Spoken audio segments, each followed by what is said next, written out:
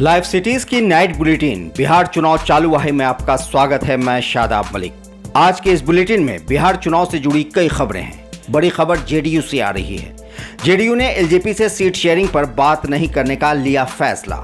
ललन सिंह ने भूपेंद्र यादव से की मुलाकात। कुशवाहा भी कर सकते हैं महागठबंधन को बाय बाय। आनन फानन में गुरुवार को बुलाई है कार्यकारिणी की बैठक।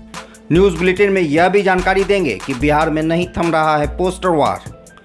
आज बेनामी पोस्टर से नीतीश पर किया गया है हमला। जाते जाते यह भी बताएंगे कि अंबेडकर के पौत्र कैसे बदल सकते हैं बिहार का चुनावी समीकरण। और गुप्तेश्वर पांडे ने फेसबुक में लाइव आकर क्या बोला। अब खबरें विस्तार से। एनडीए में जदयू लोजपा के बीच सियासी खींचतान कभी न खत्म होने वाली जंग सी हो गई है। बिहार आए जेपी नड्डा के एनडीए एक है के बयान के बाद चिराग के ढीले पड़े तेवर से यह कयास लगाया जाने लगा था कि जेडीयू एलजेपी के बीच जल्द ही सुलह हो जाएगी। लेकिन बुधवार को जेडीयू ने ही यह साफ कर दिया है कि लोजपा के लिए हमने अपने दरवाजे बंद कर दिए हैं। दिल्ली में बिहार बीजेपी प्रभारी भूपेंद्र यादव से जेडीयू सांसद ललन सिंह और आरसीपी सिंह ने मुलाकात की। सीट शेयरिंग पर दोनों नेताओं की भूपेंद्र यादव से लंबी बात हुई। इस दौरान जेडीयू नेताओं ने भूपेंद्र यादव से साफ कर दिया कि लोजपा से हमारी पार्टी सीट शेयरिंग पर किसी प्रकार की बात नहीं करेगी। बिहार विधानसभा चुनाव से पहले सियासी तकरार के बीच नेता प्रतिपक्ष और राजद नेता तेजस्वी यादव ने बुधवार को एक बार फिर केंद्र की मोदी और बिहार की नीतीश सरकार पर जमकर हमला बोला। इस दौरान उन्होंने 2015 के चुनाव में डीएनए प्रकरण और बाल नाखून कटाने की बात भी दिलाई याद। चुनाव का समय है तो बिहार की बात करेंगे, लेकिन आज तक बिहार को विशेष राज्य का दर्जा नहीं दिला पाए। इसके साथ उन्होंने कहा कि किसी से यह छिपा है क्या कि 2015 में बाल और नाखून क्यों कटवाए गए थे।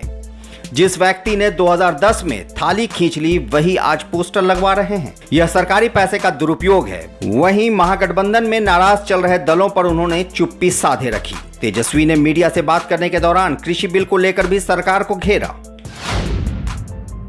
महागठबंधन से धीरे धीरे घटक दलों का मोह भंग हो रहा है। पहले मांझी ने छोड़ा साथ, अब ऐसा लग रहा है उपेंद्र कुशवाहा भी महागठबंधन से अलग होने का बना रहे मूड। कुशवाहा की नाराजगी इतनी बढ़ गई है कि उन्होंने गुरुवार को पार्टी कार्यकारिणी की बैठक बुला ली। सूत्रों के हवाले से खबर मिल रही है, उसमें कहा जा रहा है कि उपेंद्र कुशवाहा आरजेडी के रवैये से नाराज हैं।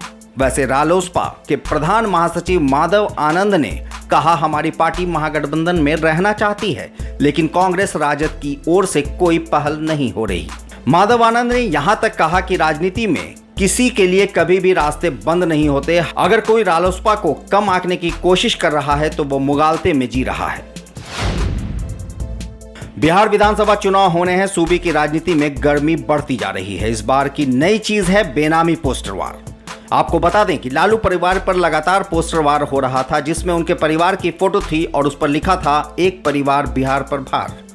मगर पोस्टर किसने लगवाया ये उस पर नहीं था। प्रदेश में बेनामी पोस्टर वार पर अब बेनामी पलटवार हुआ है। बुधवार को एक बार फिर पटना की सड़कों पर एक और बेनामी पोस्टर लगा है। इस बार ये मुख्यमंत्री नीतीश कुमार के खिलाफ है। पोस्टर में मुख्यमंत्री नीतीश कुमार और प्रधानमंत्री नरेंद्र मोदी की तस्वीरें लगी हैं। इस बेनामी पोस्टर पर प्रधानमंत्री को कोट करते हुए लिखा है कि नीतीश कुमार के डीएनए में ही गड़बड़ी है। वहीं पोस्टर पर यह भी लिखा है कि मारते रहे बस पलटी, नीतीश की हर बात कच्ची। बिहार के पूर्व डीजीपी गुप्तेश्वर पांडे ने चुनाव लड़ने का किया ऐलान। कहा, लड़ेंगे इस बार विधानसभा चुनाव। फेसबुक पर लाइव आकर उन्होंने खुद दी इसकी जानकारी। बिहार के 1.5 लाख से अधिक सर्विस वोटरों के लिए चुनाव आयोग मतदान की नई व्यवस्था में जुटा है। इनके लिए करेगा electronically transmitted postal ballot management system की शुरुआत। रजिस्टर्ड सर्विस वोटरों को उनके बैलेट पेपर मनचाहे स्थान पर मोबाइल ऐप के जरिए मिल सकेंगे। वे वहां बैलेट प्रिंट कराएंगे, फिर मनपसंद प्रत्याशी को वोट देकर बैलेट निर्वाचित पदाधिकारी को भेज सकेंगे अपना वोट। अलग अलग विधानसभा क्षेत्र के सर्विस वोटरों को मतदान के लिए अब डाक विभाग से बैलेट मिलने का नहीं करना पड़ेगा इंतजार। बाबा साहेब भीमराव अंबेडकर के पोते प्रकाश यशवंत अंबेडकर, जिनकी अपनी पार्टी है वंचित बहुजन अगाड़ी, पटना में मीडिया को संबोधित करते हुए प्रकाश ने तीसरे मोर्चे की बात कही है। उनका कहना है कि वो किसी भी गठबंधन में नहीं जाएंगे और तीसरा मोर्चा बनाकर चुनाव लड़ेंगे।